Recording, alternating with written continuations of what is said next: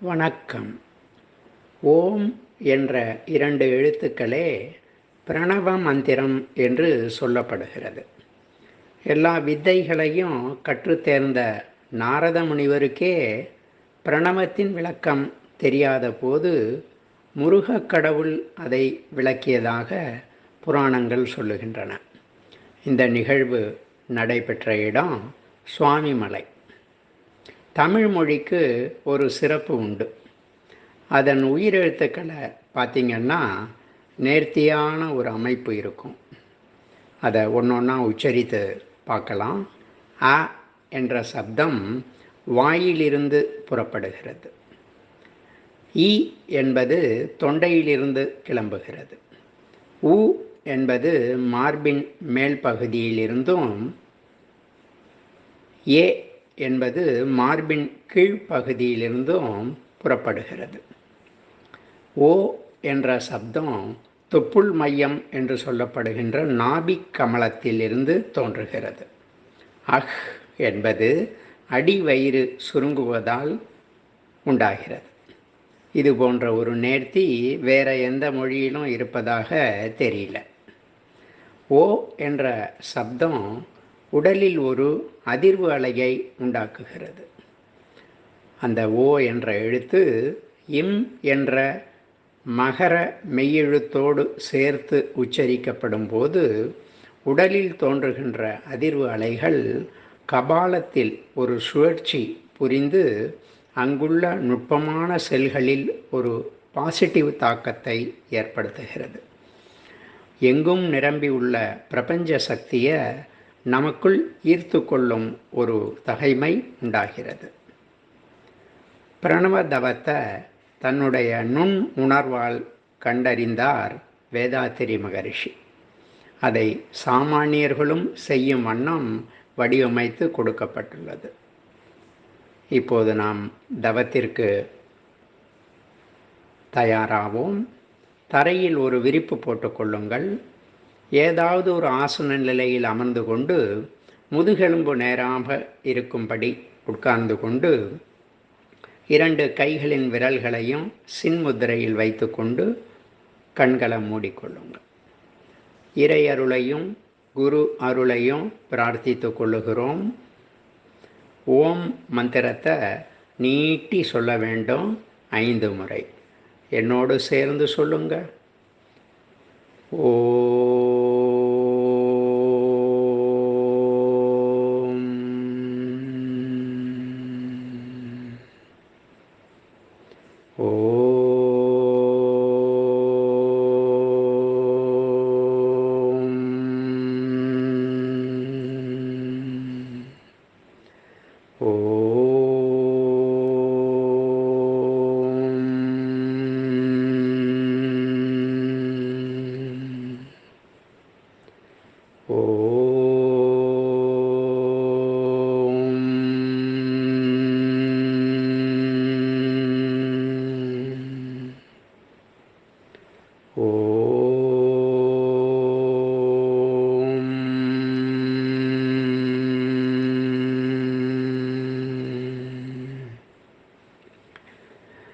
ஓ என்ற உயிரெழுத்தை விட்டுவிட்டு இம் என்ற மெய்யெழுத்தை மட்டும் இப்போது உச்சரிக்க வேண்டும்.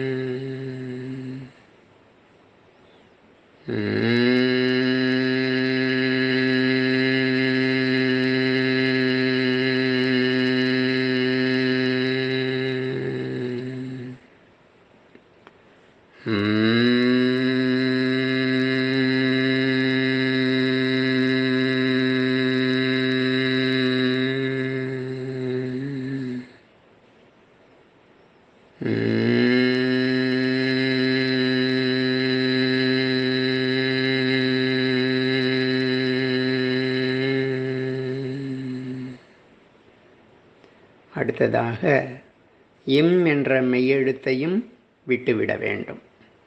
இப்போது உச்சரித்தால் சப்தம் வருமா? வராது, மௌனம்தான். இந்த மௌன நிலைதான் பிரணவம் என்று சொல்லப்படுகிறது. இந்த உச்சரிப்பை மனதிற்குள்ளாக சப்தமில்லாமல் அதே நேரம் செய்து கொள்ளுங்க. மனம் உள்முகமாக ஒன்றி இருக்கட்டும்.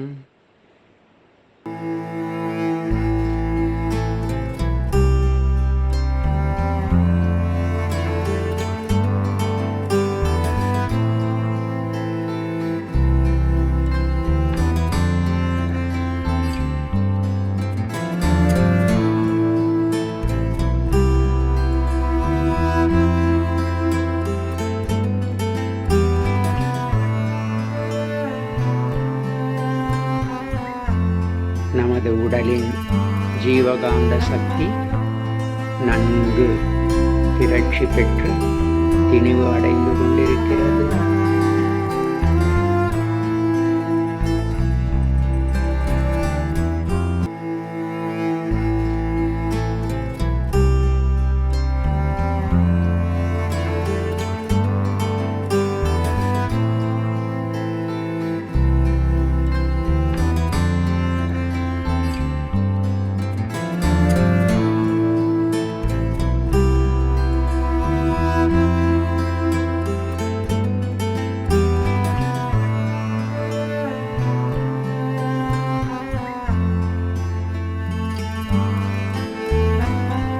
நமது உடலில் திரண்டு இருக்கின்ற ஆற்றல் கற்றைய மூலாதாரத்தில் நிலைநிறுத்துவோம். மூலாதாரம் என்பது முதுகெலும்பின் கடைசி பகுதி. அங்கேயே மனதை வைத்து கொள்ளுங்க.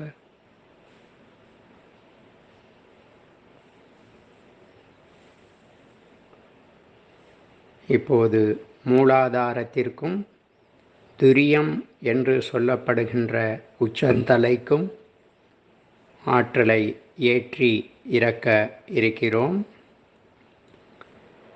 1000 இதழ் தாமரை, பிரம்மரந்திரம் என்றெல்லாம் சொல்லப்படும் துரிய ஸ்தானம்தான் உச்சந்தலையில் அமைந்திருக்கிறது.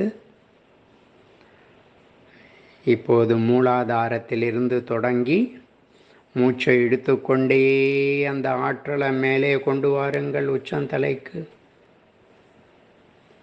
மூச்சை வெளியில் விட்டுக்கொண்டே மூலாதாரம் இறங்குங்கள்.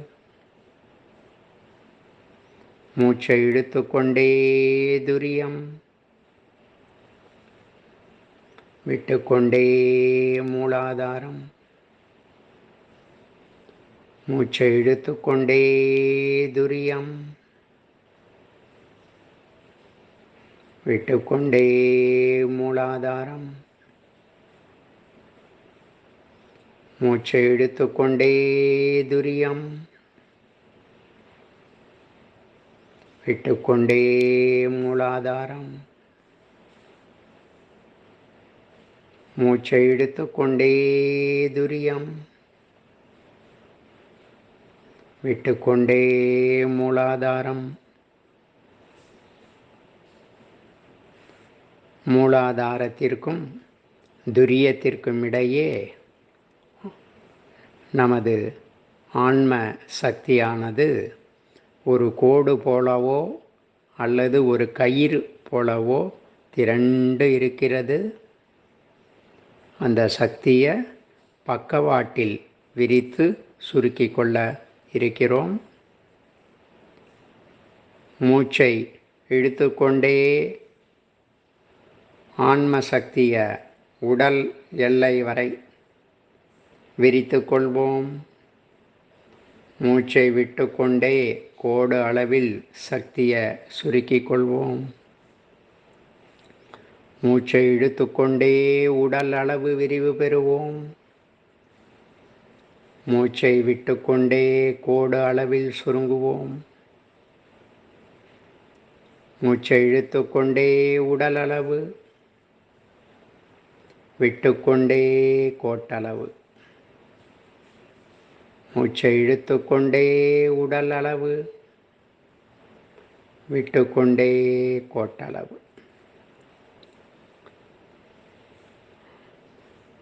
அடுத்ததாக உடலை தாண்டி 3 அடி அளவுக்கு விரிவு பெற இருக்கின்றோம்.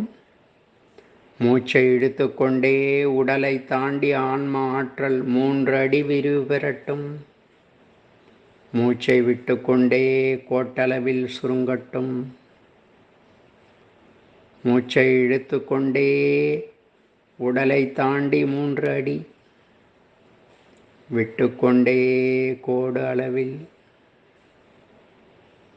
மூச்சை இழுத்துக்கொண்டே உடலை தாண்டி 3 அடி வரை, விட்டுக்கொண்டே கோடு அளவில். மூச்சை இழுத்துக்கொண்டே உங்கள் வீட்டின் எல்லை வரை விரிவு பெறுங்கள். மூச்சை விட்டுக்கொண்டே கோடு அளவில் சுருங்குங்கள். மூச்சை இழுத்துக்கொண்டே வீட்டின் எல்லை வரை, விட்டுக்கொண்டே கோடு அளவில். மூச்சை இழுத்துக்கொண்டே வீட்டின் எல்லை வரை, விட்டுக்கொண்டே கோடு வரை.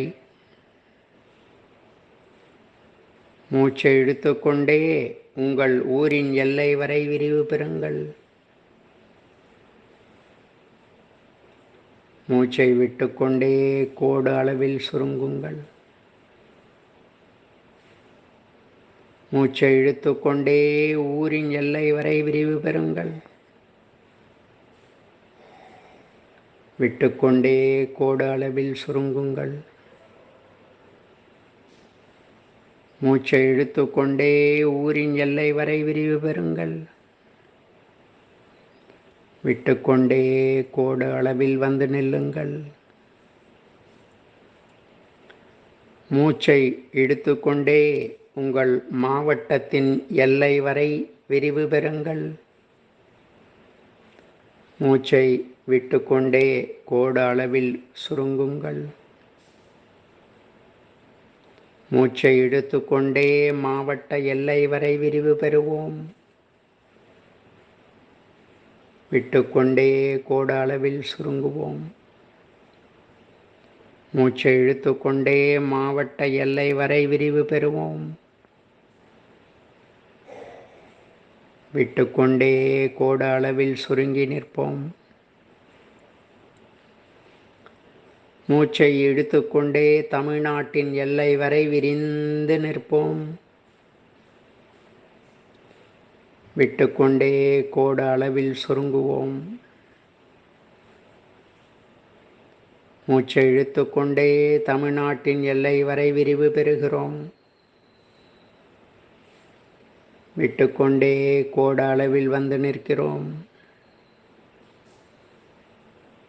மூச்சை இழுத்துக்கொண்டே தமிழ்நாட்டின் எல்லை வரை விரிவு பெறுகிறோம். விட்டுக்கொண்டே கோடு அளவில் சுருங்குகிறோம்.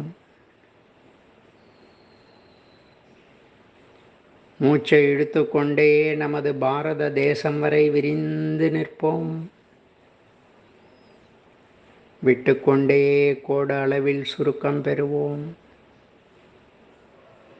மூச்சை இழுத்துக்கொண்டே பாரத தேசம் வரை விரிவு பெறுவோம். விட்டுக்கொண்டே கோடு அளவில் வந்து நிற்போம்.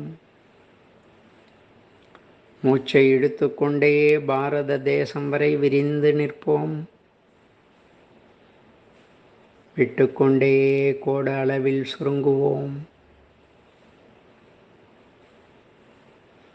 மூச்சை இழுத்துக்கொண்டே உலக உருண்டை முழுதும் பரவி விரிந்து நிற்போம். மூச்சை விட்டுக்கொண்டே கோடு அளவில் சுருங்குவோம். மூச்சை இழுத்துக்கொண்டே உலகம் முழுதும் பரவி விரிந்து நிற்போம். விட்டுக்கொண்டே கோடு அளவில் சுருங்கி நிற்போம். மூச்சை இழுத்துக்கொண்டே உலகளவு விரிவு பெறுவோம். விட்டுக்கொண்டே கோட அளவில் சுருங்குவோம். இப்போது நாமே இந்த பிரபஞ்சமாகவும் பிரபஞ்சமே நாமாகவும் இருப்பதை உணர்கிறோம்.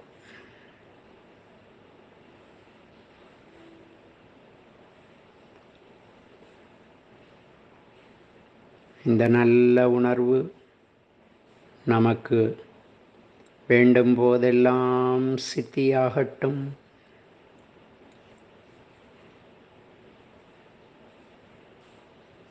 மெல்ல மெல்ல சுருங்கி மூலாதாரம் என்கின்ற முதுகெலும்பின் கடைசி பகுதிக்கு நினைவை கொண்டு வருவோம்.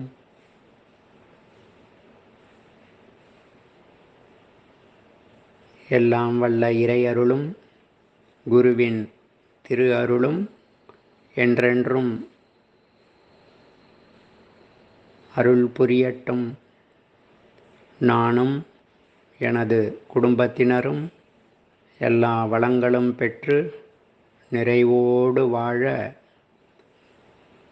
இயற்கை அன்னை கருணை புரியட்டும்.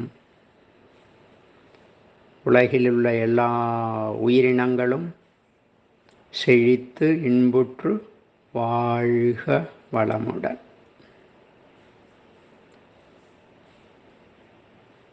அருட்பேராற்றல் இரவும் பகலும் எல்லா நேரங்களிலும் எல்லா இடங்களிலும் எல்லா தொழில்களிலும் உறுதுணையாகவும் பாதுகாப்பாகவும் வழி நடத்தியாகவும் அமையுமாக.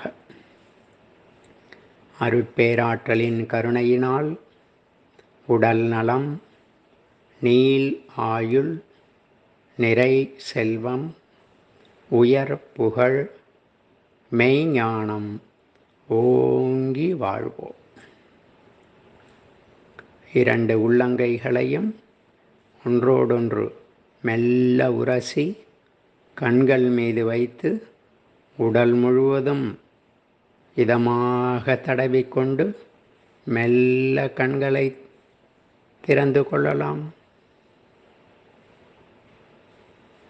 இந்த பிரணவ தவத்தை வாரம் 2 முறை செய்வது சிறப்பு. இதை செய்வதால் நம்முடைய சக்தி குறைவது போல நமக்கு ஒரு ஃபீலிங் ஏற்படும் போதெல்லாம் 1 செகண்டு கண்களை மூடி பிரபஞ்ச சக்தி என்னுள் நிரம்பட்டும் என்ற உணர்வோடு இருக்கும்போது நமக்கு மறுபடியும் ரெஜுனரைஸ் சக்தி ஏற்றம் ஏற்பட்டுவிடும். அப்படி ஒரு சிறப்பு இந்த தவத்திற்கு உண்டு. அந்த ஒரு நன்மையை நமக்கு குரு அருள் தந்து உதவட்டும். நன்றி. மீண்டும் சந்திப்போம்.